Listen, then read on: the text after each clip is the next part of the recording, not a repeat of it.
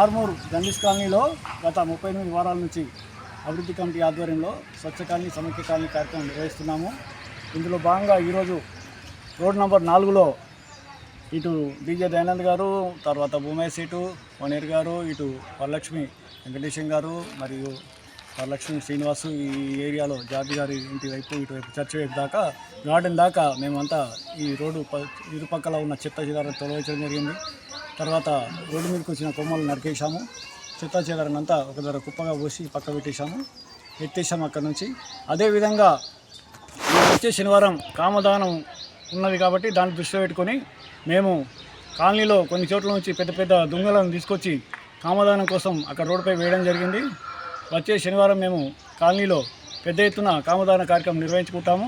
ఆ రోజు కాలనీవాసులందరికీ గుడాలను పంపిణీ చేయడం జరుగుతుంది. ఈ కార్యక్రమాన్ని అందరూ కాలనీవాసులు విజయవంతం చేయాలని చెప్పి కోరుతున్నాం.